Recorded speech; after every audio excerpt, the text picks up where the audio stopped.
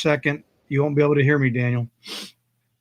Okay, so we are blowing live. Let me get all my comments set up here, uh, and uh, and we'll get this. Kick the tires and light the fires, as we used to say in the old steam navy.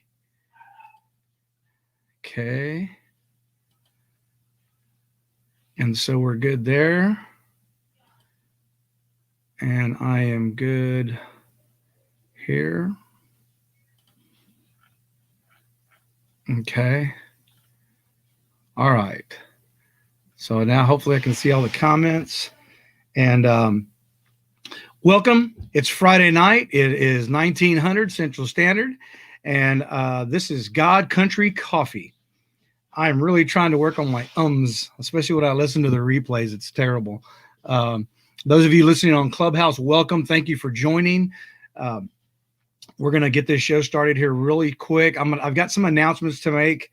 Uh, First off, I have some plugs for some of my sponsors, and I'm going to just run through those really quick. Third Day Coffee is going to attend a video, a webinar by Katie Chisholm. She's from Australia. She's a veteran of the Australian Army. Her husband is active duty in the Australian Army, and she does a ton of stuff for veterans in Australia. And she has a website called The Power Within. And you can look on the comments. If you're on Clubhouse, you'll have to hit up my Facebook or my Instagram to get this information. I'll put these show notes afterwards.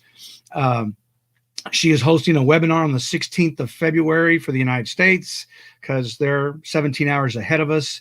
But she does, it's really worth it. She does this thing called an aura scan. And I didn't really buy into it too much until she did it. And then the results were almost perfectly spot on. And so it really took me by surprise. Definitely worth it. I can't wait to get the rest of the information from her. The second thing is Coach Brian Stacy on Facebook. He goes by PK Stacy. And he's the owner of Tricon Fitness. He's running a special right now called 7x7. 7 men, 7 months, $77 a month. What that entails, he's going to do nutrition, he's going to do workouts, and the biggest part, which most men fail at, is he's going to be accountable. He's going to hold us accountable to our program. And I tell you, this guy, he's good. He's motivated, he's animated, he's educated, and he's extremely passionate about fitness. So check that out in the comments.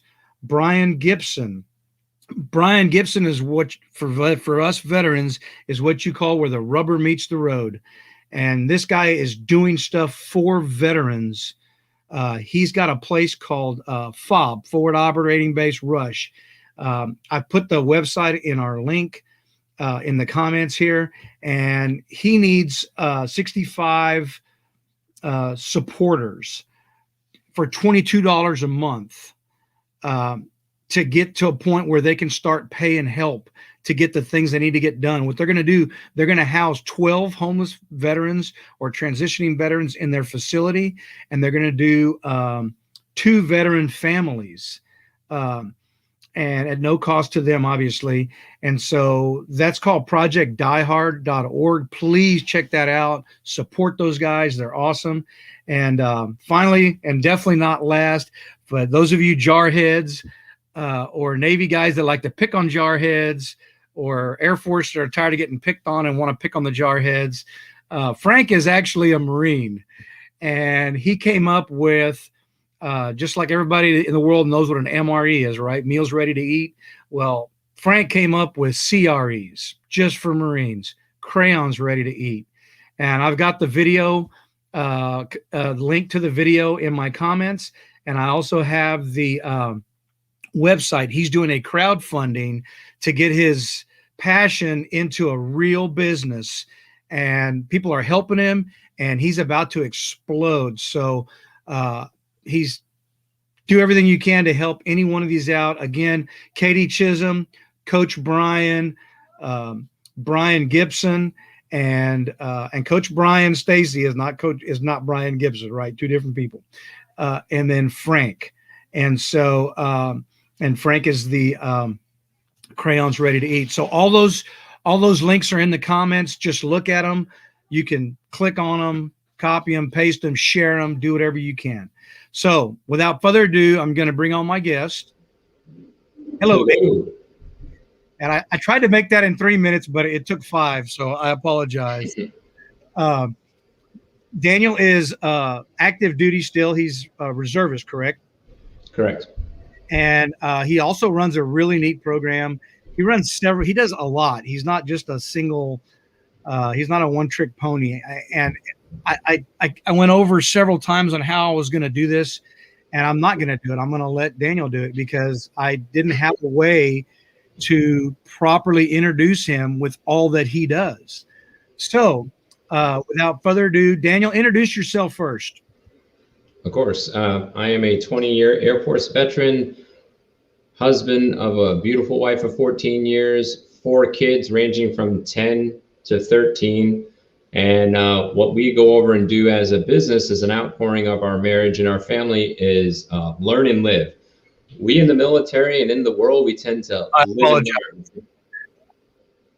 What's up? Oh, I'm sorry. It was one of the other windows that I have. It decided to unmute itself. I apologize. It's okay. So from there, we created a business called Learn and Live, because when you live and learn, you hurt yourself and everything hits the wall. So instead, we started a business called Learn and Live, because I kept hearing it all the time. It's like, we need to live and learn. We need to live and learn. I'm like, why? How about we learn and live? And what Learn and Live does is we help military veterans and first responders transform their lives from the bedroom to the boardroom.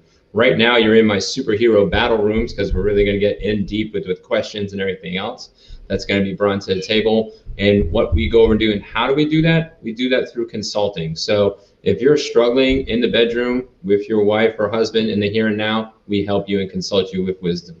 If it's going over in the living room with kids and parenting and communication, we consult you in the here and now to have a better future. If it's going over in the boardroom and you're making that transformation, not transition, we don't transition as veterans. We don't go back, we move forward and we transform. And if you're ready to transform in the boardroom, we consult you on that. Additionally, as we grew a podcast, which we do 2 to 3 days a week on several different social media platforms, including Podopolo, which is a dynamic interactive podcasting app. Next, we go over and do digital TV, and we help veterans and first responders and the world at large to get their own digital TV show. So that's what we do in a nutshell. And the goal is to go over and to rewrite the script for us veterans and also first responders. It's because I almost ruined my marriage and my family and my business by doing the wrong things, by living and learning. And I want to learn and live, and I want to help you guys also. So that's me in a nutshell. Awesome. So talk to me about where you grew up and what possessed you to join the military. I grew up in Rhode Island, so I lived there for about 18 years. I never thought of the military at all. I was a really apathetic kid and went through a lot of brokenness. My parents got a divorce. My brother died about 1.5 years later, and I didn't realize at the time that I was getting sexually molested between 8 to 15. It was one of those things you don't know what you walked into until you become an adult and realize what you walked into. Well, all those 3 things combined kind of broke me. So I became really negative and really jaded in Rhode Island. And basically from 15 on, I just did what I needed to do to go over and survive. So when I graduated high school and college was starting to suck, people started calling me, the recruiters, Selective Service Act. And I was the guy that's like arguing, like, how is it a Selective Service Act if I'm not selectively deciding to sign it? So I never thought I was going to be military. But, when you're in brokenness, when you're in loneliness, when you're in a job that you go over and you're okay with, but you hate and you don't know where your life's going to go, sometimes phone calls happen. And it was the Army at first, but I'm like, I don't want to die. That was just my mentality back in the day. So then the Air Force called me, and the same thing. I'm like, I don't want to go into service. But what happened was that they said, hey, this girl is needing to come to the recruiter, and she's from my class. And I had a crush on her since 9th grade. So I thought, prime opportunity, drive her to the recruiter and go over and get to tell her. in the car, she goes over and tells me, it's like, I have a boyfriend. So I'm like, all right, my heart's crushed. And now I'm still driving to this recruiter. Awesome. So I go in and start talking and everything else. And she gets less convinced going into Air Force. And I become more convinced of coming in. And then she pulled this BS card in the middle of it. And I was already mad because she told me no. And she said, well, if I go in the service, I'm going to lose my boyfriend. And I'm like, and somehow I had some infinite wisdom in that moment. I said, it doesn't matter the geographical location of your boyfriend, girlfriend, future spouse. It's the connection in the relationship is going to stay or not. She had a self-fulfilling prophecy, and roughly 10 years later had a divorce, went into service, which she said she was never going to go. And I went Air Force, and she went civilian for a while until she went into another branch. And that's how I entered the Air Force. Wow. You know, we didn't touch any of this stuff. All we touched was what you're doing for work. And so there's a whole lot more there, obviously, than just a little bit that we touched on. And I appreciate you sharing that. I want to make a shout out to Frank and Eric and everybody who's watching on Clubhouse, the Comeback Coach, he's on. And my friend Oscar that's watching over here, everybody else that's on Facebook. Again, we're here with Daniel Faust.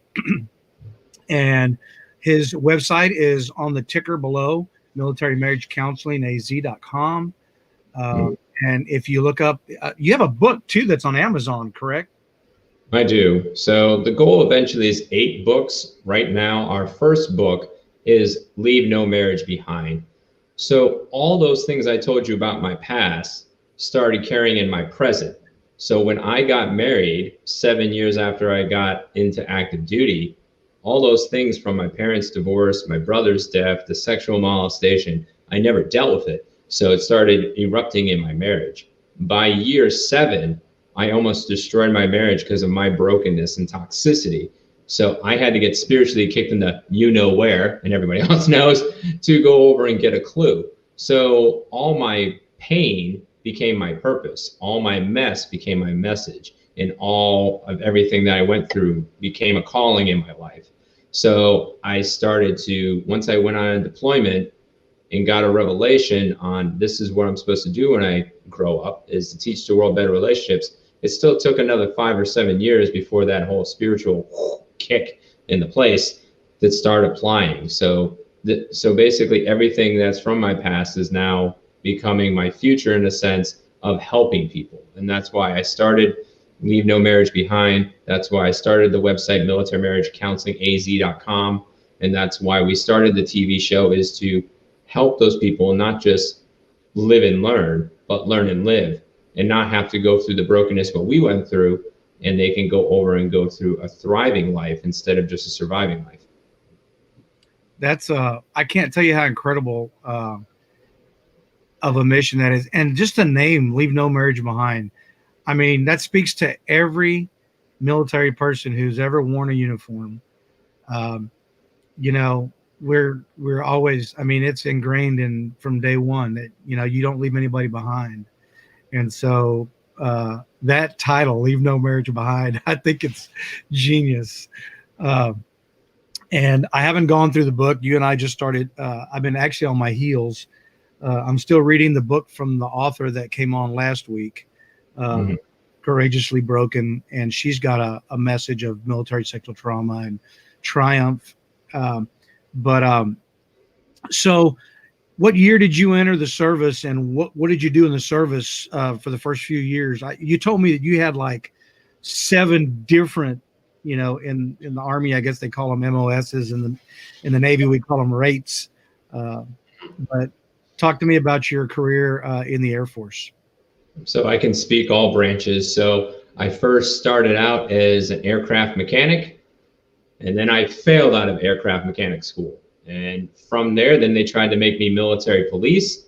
And fortunately, I failed out of that because I can't shoot worth a darn, and that saved my butt. So the career fields I started in active duty was basically an admin troop. So administration, secretarial, whatever you want to go over and call it. So I did that for about 1.5 years, Shaw Air Force Base. That was in South Carolina, Sumter. So Fort Jackson's just up the road. I was there for 1.5 years, and I was like, oh, this base sucks. And I was like, so I clicked on overseas assignments as quickly as possible. So I forgot I clicked on them because, after you connect with people and you get to have relationships in real person, real time, like we used to, you tend to forget about the suck a little bit. But, work was a struggle, but had good friends. Next thing I go up, I'm checking virtual MPF, which is kind of like the orders clerk virtually online. And it says, hey, Spengalum, Germany. I'm like, oh, going to Germany. And I looked at the rate, or the MOS, whatever you want to call it, and it said like 8 mic. And I was like, what's an 8 mic? And they said, that's a postal job. So I did postal special duty in Germany for 2 years. So I got taken down to Germany for 2 years. And then I went to Korea, back into my old rate of admin, which merged into comm. So the jobs have come together. So they took like signal and admin and merged them together and made it one job. So from there, I did that for a year. I was teaching people how to do that work, from the network perspective. And then I went to McCord. Now I got burnt out and toasty from teaching. So teaching and troubleshooting, doing at the same time. It's like, hey, 5-day class once a month. And now I'm troubleshooting the network the remainder of the month. I come back and they're like, hey, do you want to teach again? I said, I don't know. They're like, well, I said, I guess so. So I did that for about 4 more years, and they consolidated to a whole entire network center. So now you're not only just troubleshooting for your local unit, you're troubleshooting, like say, for the whole battalion or the whole fleet. So I'm dealing with thousands of people and training 20 people to keep the network going on. And that's when I had to rewrite the script for myself, at least initially. So I didn't get the memo in my marriage when I was active duty on the whole, transforming my life. But I wanted to at least start transforming lives. So I looked at chaplain assistant, or religious affairs, as they call it nowadays. And I looked at mental health, 2 drastically different rates. And basically the chaplain said I would go nuts because they knew my personality style. They're like, you're just going to be an admin person in the chapel. I'm like, oh, hell no. I've been doing this for years. No. So I cross-trained in mental health to start helping out troops across the DOD. So I cross-trained into that and did that 2 years with Wright Pat Air Force Base. And that ended my active duty career. So that's up until that point. After that, that's when I started to get the transformation, because I transitioned out of active duty. It was a totally different life. And you realize when you lose your sense of purpose and you lose a sense of belongingness, you are just floating. A lot of us veterans do when we get out. Or unless we scramble to the GS world, or we scramble to college or anything else, we're still trying to figure out our next mission. And that was me. So I started my business initially under Perspectives and Reflections, teaching the world a better relationships, but going to churches.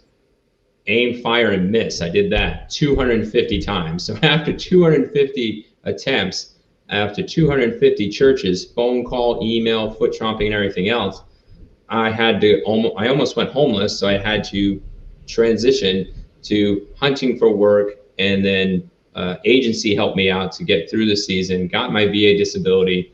And that was a trek of me for the next 7 years, having 70 jobs in the next 7 years.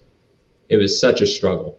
So I wish I was kidding on those numbers. I have W-2s and my taxes can prove it. 1 year I had 12 jobs within 12 months and 12 separate W-2s. And that wasn't any other side hustle money that I was doing in between to take care of a family, because I had 4 kids and a wife at the time. And now I have 4 kids, a wife, and a father-in-law. So now my house is 7. So the next 7 years I was working on my business, but grinding out, doing any job I need to go and do, from vacuum sales to IT support to catering to, I'd have to go down the list. It would just go forever. But oh yeah, contract trainer, worked with the government, then worked with the Army, stopped, worked with the Navy. One of my coworkers shot 12 people. I have such a mirage of stories. It's crazy. But that's what brought us to start doing this. It's like, we want to do what the mission we have that God's called us for, instead of just sitting here and working for, quote unquote, the man or the government, and then things go away. Because we've had so many things like just fade away. We're like, hey, if it's going to fade away, let it fade because God makes it fade away, not because of somebody just saying like, no. So Okay, listen, real quick, Wesley, thank you for joining us on Clubhouse. If you have a question on Clubhouse, if you're watching, I got 4 people that are watching. If you guys are watching, just flash your mic, and I'll wait for a minute where I can stop with Daniel, and I will ask uh, Daniel whatever question you have for him. Um, I'm going to do one more plug because I was supposed to do it at the beginning, but these are my shoes. There are not many like them. And these are from Ryan Hunt at Mountain Up Nation, and they say climb or die. I don't know if you can see that. And they got the little panda in the back because he's Pando Media. I've been waiting for these for a while. They came in today. They're very comfy, and but I can't wear them outside because it's wet and muddy, and they're brand new. So we don't want to get those dirty. And again, the people that are on Clubhouse, I really appreciate you guys listening in there, and all of our listeners that are watching. Man, I didn't know what I was getting into, Daniel. Quite honestly, I wish I would have researched a little more to find out more about you because you have such an interesting life. And how old are you? I mean, this isn't a short period of time. No, it wasn't. So I went in the military at 18, and that was in 2000. Now it's 2021, so I'm 39. I'm almost going to be 40 in December. So it's been a long and short road. I mean, everybody says like life goes by so fast. Well, it doesn't go by fast for me. It doesn't go by slow. It just goes. If I'm serving my community, it goes by fast. If I'm doing a task that I hate, oh, it goes argently slow. So as long as I'm serving my people, my life goes by fast. I'm very thankful for the opportunities I've had. And I even have to be thankful for the trials because it wouldn't have made me who I was going to be if I didn't go through those things. I can't serve the people I can if I don't understand what they went through. Almost losing a marriage, almost losing a family, lost several jobs and businesses in one way or another. I had a $250,000 job at one point, and I got challenged ethically when I was working with them for the business, but I had to let it go. And it was a struggle. Like, we're in Arkansas and we're like, we have nothing after this. I'm like, well, God's going to go over and provide because I'm not going to be an unethical man because this woman's treating my executive staff like trash.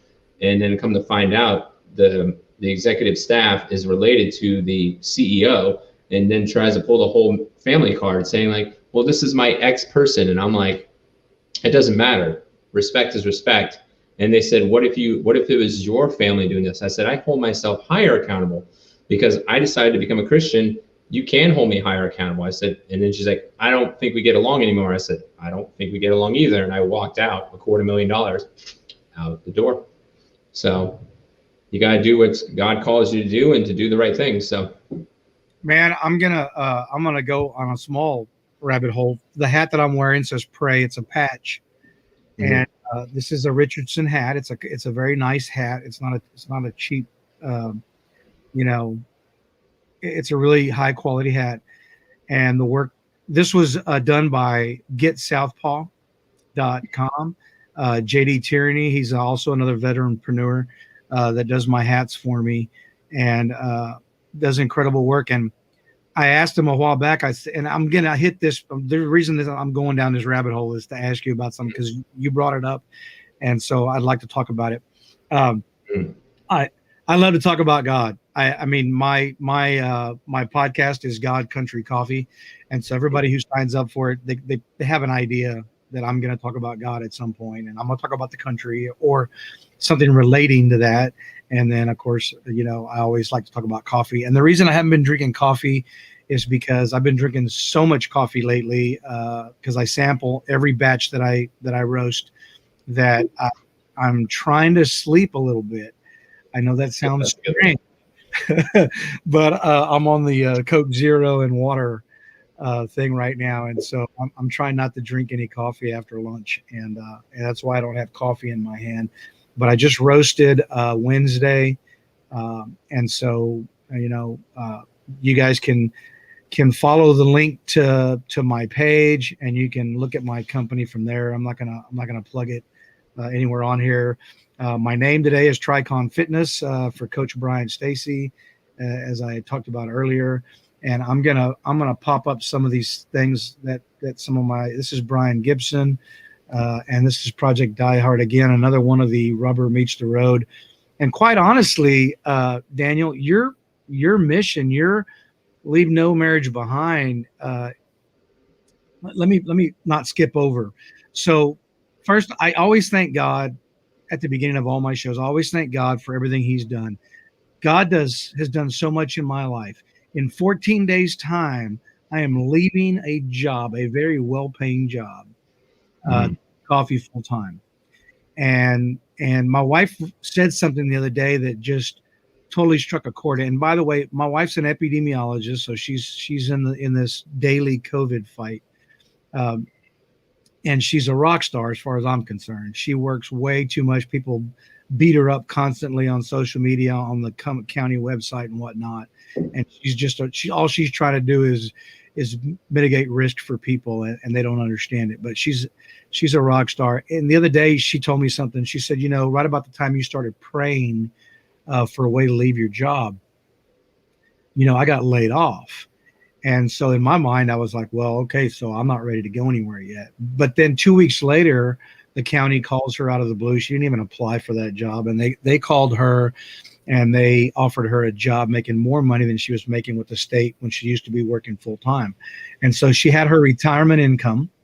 And then she got hired at the county full time.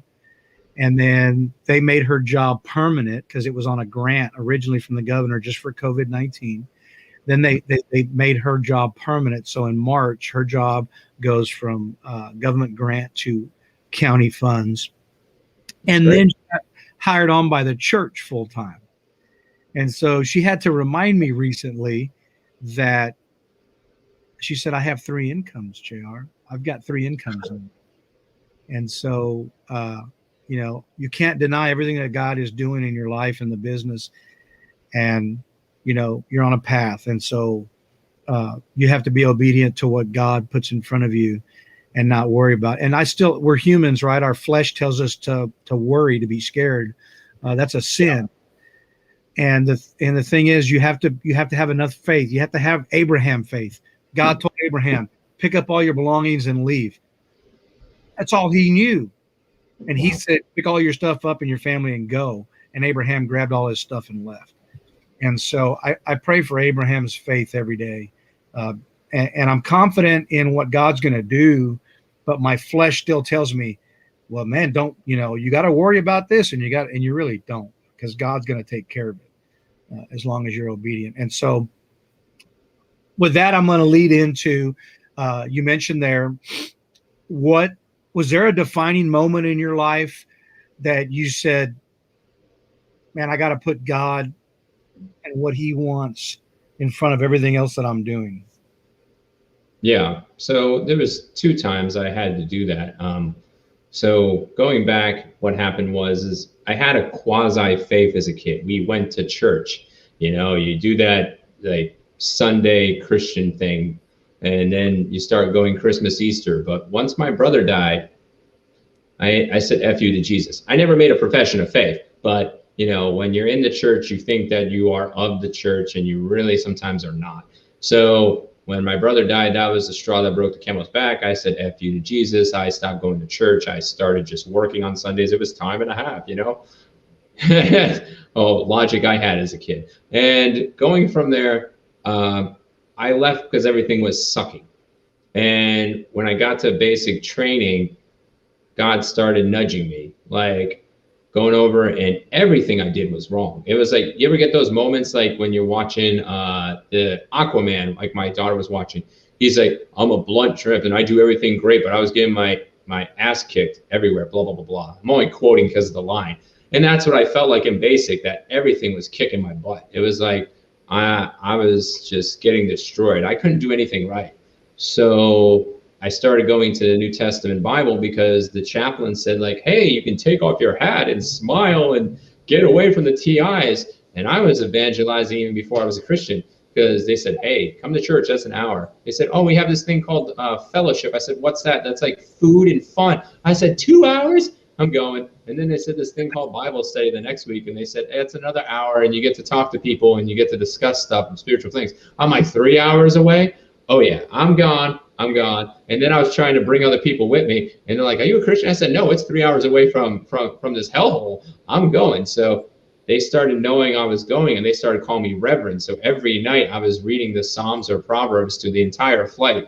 I didn't bring this on; they did, but it was fourth week when I was almost broken. They were like, "I think I'm going to get recycled. It's over. I'm going to the chaplain.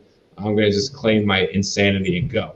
This guy, I don't remember his name for the life of me, but he was cool. You wish I remember his name, but I have no idea what his name is anymore. So if you're ever listening and you're that guy in my fourth week of basic training, October of 2000, October 3rd to November 17th, I'd love to meet you because you changed my life in that regard, and God used you.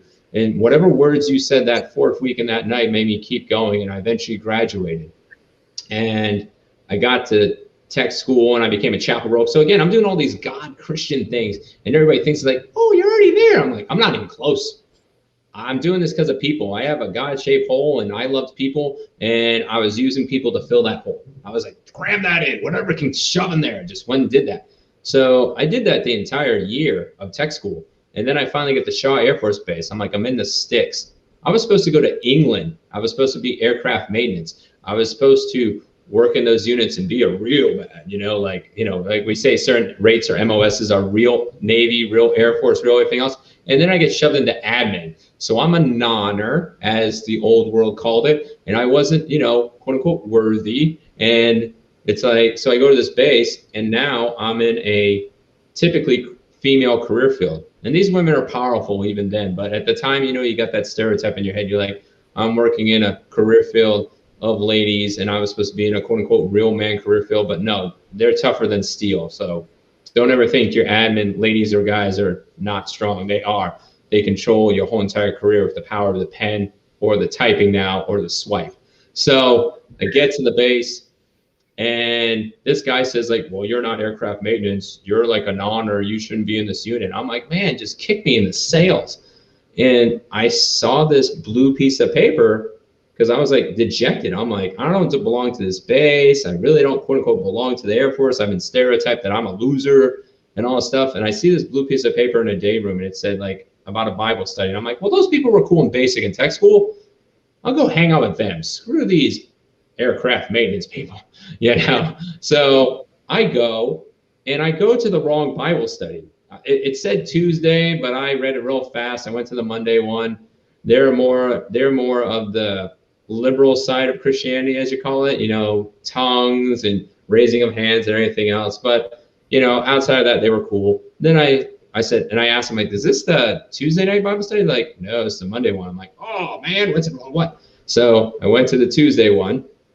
That was more fill in the blanks. I told the guy, I said, I read the Bible on a dare when I was 12, like in 5 days. I don't know these fill in the blanks, how to fill out like Leviticus 5 and Ephesians this and whatever that. So, but cool people. I went, and then I got invited to a Friday night Bible study. So I'm doing 3 Bible studies a week. I'm going to like a couple church services. I look like I'm a holy roller. I'm like, but I wasn't.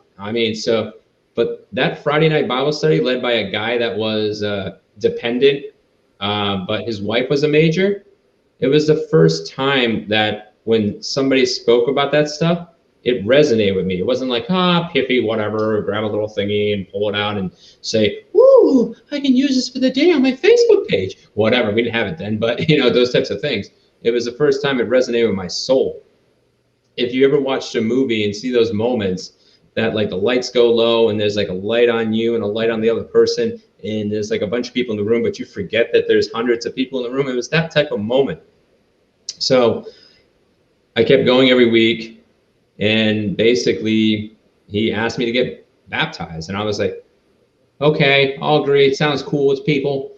Again, I have no idea what I'm agreeing to. I'm the person that naively signed so many things back in the day. It's like, wee!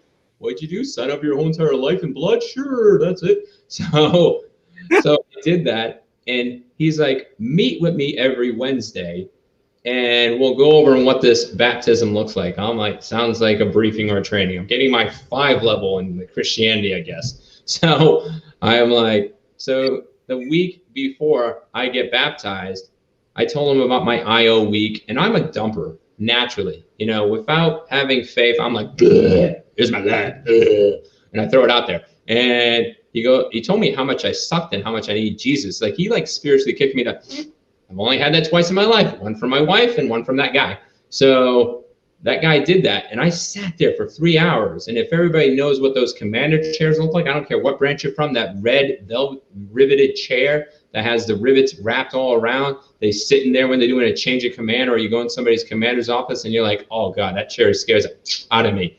I was sitting in one of those chairs in his house, and I didn't know it at the time. I was sitting in one of those commander's chairs.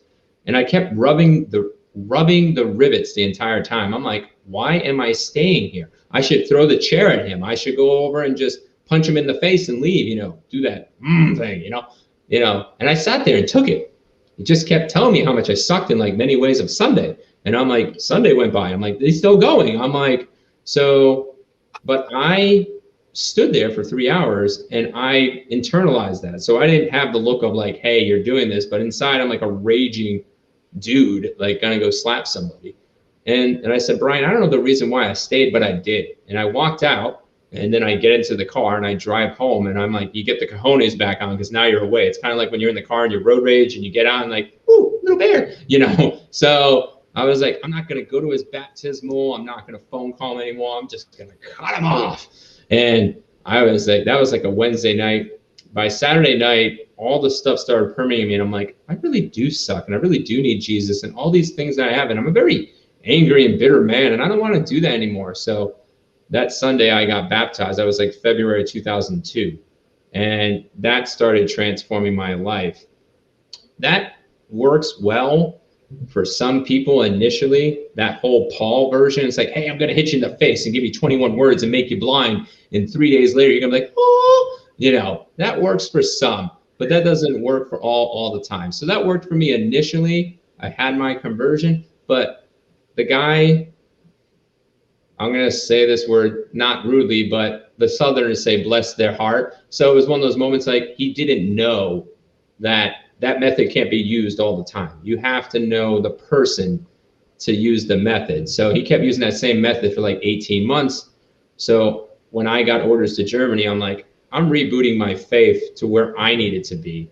And that's another reason why I went to Germany. So that was my beginnings of my story of that particular regard. But it wasn't until I got Germany, I had a man love me for who I am and contextualize discipleship, what really crafted me to start doing these things in the business. Because the man, he's still a friend to this day. He's really busy, so I don't get too often to talk to him, but his name is Vern Salter. He's a navigator. He helps other military men and women walk their faith through discipleship. And now he disciples those people that go out in the field and do the harvest.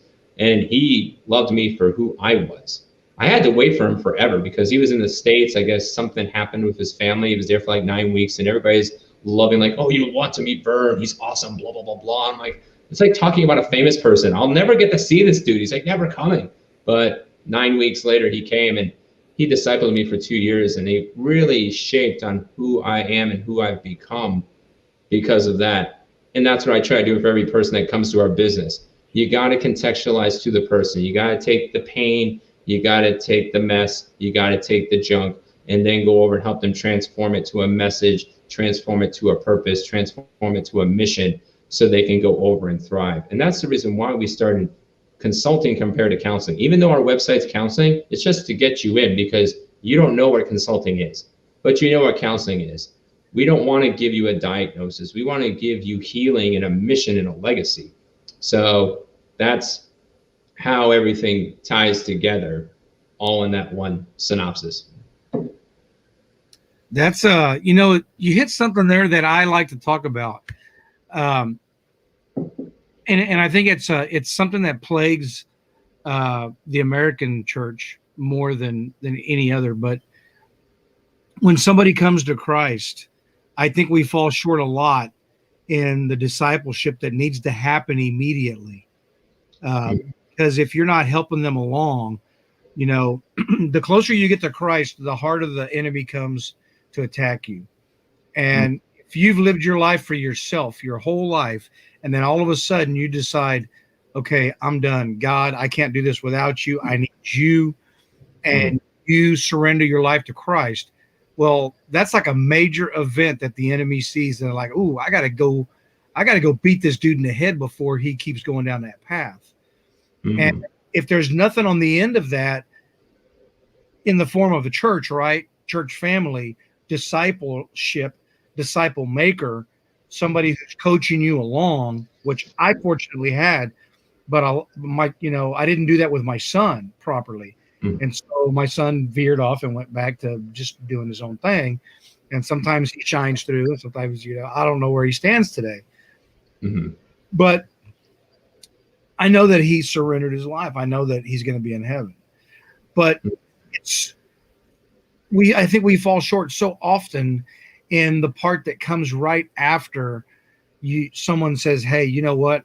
I am hopeless uh, on my own, and I do need God." And then you surrender your life, and then now you need somebody to be pulling you along, to be saying, "Hey, listen, I'm only 5 steps ahead of you. I'm only, I may be 20 years ahead of you, but it doesn't matter if you're 20 years or 2 steps in front of the person that you're trying to help.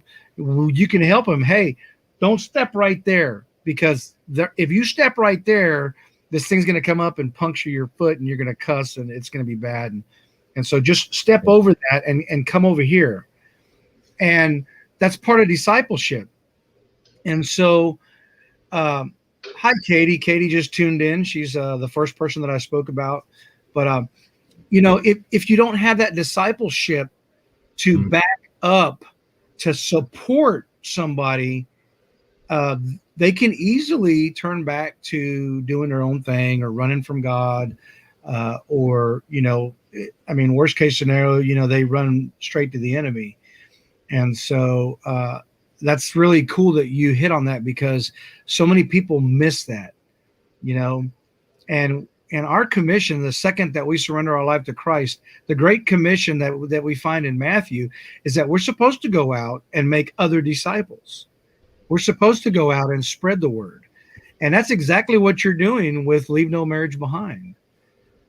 And Yeah, and I so, wanted to emphasize on that point because, and I'm only using my book as an example, not as a prod to buy, but if you go into chapter 2 and you use people puzzles, this ties to everything. So people puzzles is going over and understanding what personality style God has given you. You could use DISC, you can use Myers-Briggs, you can use bank code. I'm certifying the majority of those. It doesn't matter the model, but the thing of it is, no matter if you're wanting your marriage to thrive, wanting your family to thrive, you want your business to thrive, or you're going to go over and come from a Christian viewpoint and you want to disciple people, you have to know how God's wired you, and you have to know how God wired his people and the people that are brought into your life. When that guy ministered to me, it was initially good because I needed that. But after that, I needed something different. I needed more nurturing. I shot out real fast, but I didn't have strong roots. So I needed someone to, like the claw, to cultivate, to loosen, to aerate and weed, so I had to be able to grow. I love that analogy. Infomercials are great. But so with that, that didn't happen. He kept trying to, quote unquote, loosen me to get me to grow more real quick. But I wasn't a bamboo shoot. I'm like, I initially grew up real fast, but I'm not meant to grow 90 feet all in one shot, because actually the bamboo takes 5 years of watering to grow that 90 feet in 6 weeks. And you have those type of people. Paul was that type of person. Peter was not. Peter can initially go get and then after that, you needed to bring him back up. But that's Peter. Thomas needed evidence. He needed to touch the holes. He needed to go touch the side. And he was that why person. You have other people that need that nurturing soul, like, the woman at the well. Like, hey, I'm going to give you the truth, but I'm going to nurture you at the same time. So if you don't understand that, doesn't matter if you're coming from a secular point of view or from a biblical point of view, wanting your marriage to thrive, wanting your family to thrive, want your business to thrive, you want to disciple people, you want to evangelize, whatever it is. If you're not contextualizing on how the natural wiring of God's made each and every person on the planet first, it doesn't work. That's why I can connect with so many people, because he's given me this general revelation that the world is written. Dr. William Motson in DISC, Sherry Tree on bank code, the Myers-Briggs type indicator, the two women, the Myers-Briggs ladies, the mom and the daughter. No matter what it is, if we don't understand both sides, general revelation and specific revelation, we could quote unquote understand Christianity all we want, and we lose a lot of people because of that, and vice versa. That we have a lot of opportunity to really connect with people in that realm, and we can't. So that's why I do what I do. I try to.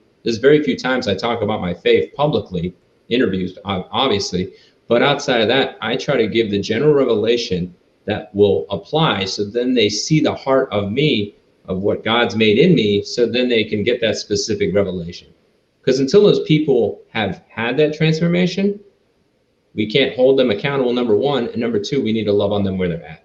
And Jesus always did that. The people that were secular, not of him, he loved them where they're at, on how they were wired. And when they had that transformation, then they brought the specific revelation in. But he still contextualized it the way they were wired. Paul writes differently than Peter.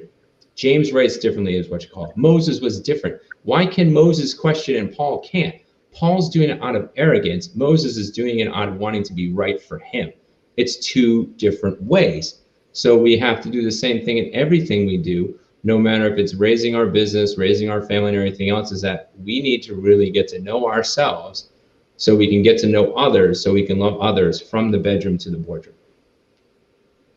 That is profound, man. I can't tell you how much I that's just amazing. And I truly wish I would have read the book, at least parts of it, before we met. And I'll be honest with you, I didn't expect to book the next 3 months in one day.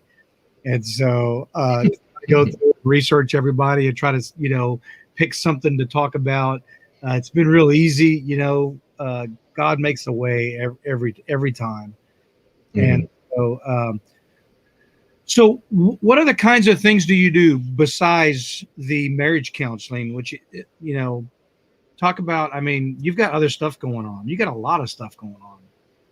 It all leads everything to one another. So let's just picture it as you getting out of the NSA or whatever, where you're at before. So if you're a military veteran, first responder, or you're a government civilian, typically. Thanks, Katie, for going over and sharing. I think I know Katie. That name's familiar. But so no matter where you're at in your life, our goal is to help you transform. So this is the easy way to understand it. Like when we do our show in week 1, we want you to transform in the bedroom. The most important transformation is with you and your spouse. We get it backwards all the time. Hey, let's go get my doctorate degree in this thing and go work for a job. I know CIOs have been laid off. I know people that lost tons of money. That GameStop thing made people rich and people poor. Every 7 to 10 years we go. And what we want to do at Learn and Live is for you to focus the opposite way, which is countercultural, but will carry legacy-wise. So we start in the bedroom. If you can connect deep with your spouse, sexually, mentally, emotionally, socially, spiritually, you get that mess right and clean that up. Now we can pour into the living room and you can serve your kids together as a unified front. That's also the living room that we do. So we do living room consulting.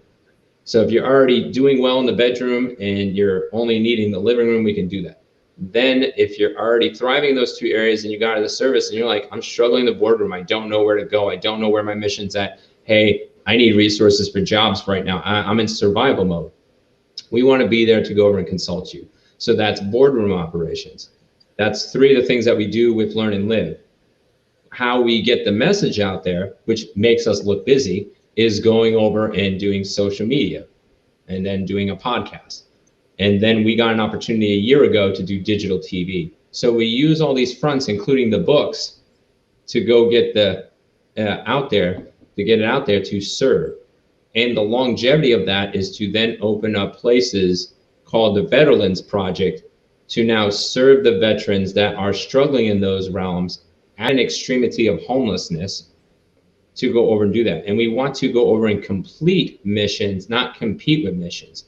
So also our goal is to, as we learn and live, we partner with like people, uplift their brands, get their exposure out there. That's what the podcast is for. So we uplift everybody to complete missions, to then go over and to rewrite the script for veterans. Because again, I was wrecked in many different ways. I was wrecked emotionally, financially, spiritually. All these things have happened, and we're like, we want to be holistic in that regard. So As we grow, each of our war hero to superhero consultants will help you grow in the room or rooms you're wanting to grow in.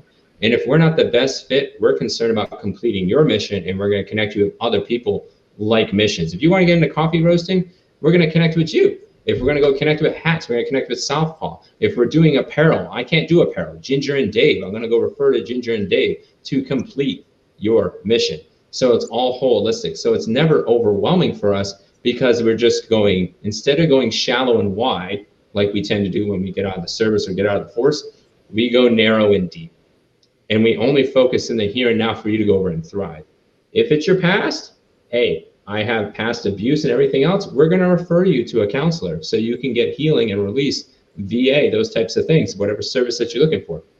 But if it's the here and now to get you to thrive, we do that from the bedroom to the boardroom. And that's our whole entire mission. And as we grow, we're going to find more war hero to superhero consultants to empower them, to empower other veterans and first responders and military. So it all holistically ties. So even though we look like we're everywhere, we're not. We're trying to get the message out there to complete the rest of the missions. And our biggest heart and biggest goal is to complete the missions of other people's missions. So that's why we got into the digital TV. So if you're thriving, we're doing well. And that's what we do in a nutshell. That's amazing. I'm going to share another comment here from Katie. Katie, again, Katie does some very non-drug, healing, and she does so much for veterans. And her comment here, I think, really speaks to you, obviously. Breaking down the individual segments, and I just think that you've got something that is unique. First off, I didn't know about your life, that you had a really difficult life, and a lot of people sometimes will use that as a crutch as to why they can't get past something. They'll say, well, I really can't do that because I had this happen to me when I was a kid, or I really can't do that because this happened to me in my first marriage, or whatever. And so to have a comprehensive program like you have, that you can address any one of those deals. And like you said, though, it's got to be in the here and now, because, one of the things that I really want to do with Third Day Coffee Seguin is to let veterans know that, because we're not stupid, we're not naive. We all understand that when you go to the VA is going to cover their rear end. And the way they do that is by, here, take these pills so that you don't have thoughts of hurting yourself or somebody else. Oh, you're falling asleep. Okay, well, here, take these pills so you don't fall asleep while you're driving, so that we're not liable. And I know they're working on their processes, and I know they're working on their image and everything else. They're working on their health care. Let's put it that way. I understand that. But what I want to do, and it's very touchy because I have to be careful how I say it and how we do it physically, but I want veterans to understand that, and I'm not the example, because if and Katie tells me all the time that I'm too hard on myself, but I've abused myself physically. I've gone from 400 down to 200, back to 300, and I do this constantly. Okay. And so I'm not doing myself any favors, but I don't take a lot of pharmaceuticals. I take a blood pressure pill, and I take one for arthritis, but I want to have a program that my company supports that shows veterans, especially veterans who are in crisis, that there is an alternative to pharmaceuticals, that there's an alternative to chemicals, that there's an alternative to alcohol in a form of, medicating yourself. And I want that to be all natural. And the best way I know is God. And I know that it's not a fix-all for everybody, because you have to have a certain level of faith. You have to have a certain level of experience with how God works in our lives to be able to just to drop it all in Him and say, listen, I'm having these horrible nightmares and I can't sleep, and I'm going to stop taking all these drugs, and I'm going to put it in your hand. And some people can do that. I can do that. Uh, Yep. but I want them to understand that there's another way. And I'm going to plug Katie because she's watching. Katie does this in a very different way as well, and she doesn't. She's not into the pharmaceuticals either. And so I think maybe you and her could talk about some kind of collaboration. Who knows? But I think what you're doing and what she's doing are actually ended up in the same place on the back end. But if people wanted to get a hold of you besides the website, what's the best way for them to reach you? The best way is Facebook. So we're on Facebook, we're on YouTube, we're on Twitch, we're on LinkedIn, we're on Periscope, we're on Clubhouse. We also have our digital TV show on Guiding Star Veteran TV Network. So if veterans are ready to take their mission to the next level, get their message out to 200 million people across 193 countries, Facebook is the best way to DM me. Wherever your mission is at, we want you to go over and thrive. If we're not a fit for your mission, we want to help you complete your mission. So go over and contact us. Every military veteran and first responder gets 20 minutes free consultation in that regard. So if you're just needing a connection to go over and to have a quick understanding of relationships, I can give you a 20-minute lesson. Hey, if you're going over in the IT sector and you're wanting to go over and to connect in there, do that. Hey, if you want to do speaking or teaching, I've had 70 jobs in 7 years. I want to take that wisdom. I've had 7 rates in the military. I want you to go over and thrive. And if I don't know it, I'm going to get back with my team to go over and to get you to know it. So wherever you're at, Facebook DM message is the best way for me. Military Marriage Counseling AZ, you can go over and connect that way, but it takes longer. So just direct message me on Facebook. I'm one of the few Daniel Faust that you'll see growing in the SEO. And we got the blessing pretty soon to be on IMDb for our TV show. So we'll definitely have that opportunity to connect, but always connect in that way. We'll eventually have a full website that you can access those services. But if you DM me, I can connect you with the rest of the services and empower you to get to your next step. So. And I'm going to put your, let me see here, right here, Daniel. I'm going to put your Facebook link in the comments here. And I did that wrong. I did paste, not copy. Copy. Come on, wrong one. Okay, now I goofed it all up. Thank you so much for taking the time. You schooled me, man. I didn't know what to expect. I don't know what to expect with most of my guests because, again, this happens so fast for me that I'm still playing catch up. Some of the guests that are coming next month, I know about. But, because I've had relationships with them for a long period of time. And so it was easy. But I tell you what, I've been so surprised. And so the people that have come on have added so much value to the listeners. And you're definitely one of the, so much value that you have to add. I've told this to a lot of people. It is up to us to take care of ourselves. We are supposed to take care of one another. And the veteran community is so small. We need to be helping each other, especially at a time when our country is at odds with itself. But the common tie for all of us, regardless of what you believe politically or religiously or anything else, is that, whoever served, we can help each other. We learned how to do that day one of boot camp. We learned it till the day our enlistment ended. And it doesn't matter if it's U.S. or Australia or England. I've got a lot of U.K. People that are on Clubhouse that are veterans, and they're on my Facebook now. I've got some friends in New Zealand that are military, and so it is up to us to pull ourselves up and to help each other up. We're not supposed to give handouts. We're supposed to give hand ups. And you are definitely doing that, brother. And I will promote you every chance I get. I think that what you have is so special and unique. And again, I appreciate you coming on and taking time. And Katie, thanks for chiming in. And Brian Stacy and Brian Gibson and Frank, I am not going to mess your name up, Frank. Uh, uh, I'm just going to say Frank with crayons ready to eat for the Marines, and and that's. I mean, everybody I've told that to, they just crack up. And then Brian Stacy, folks, his Tricon Fitness, it's on my thing. Sign up. We got 5 spots left.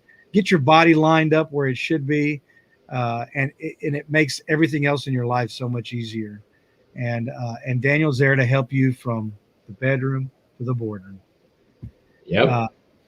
Daniel, hang on for a second. I'm gonna put you back in agreement. I'm gonna close the show out, and then I'll be right back with you.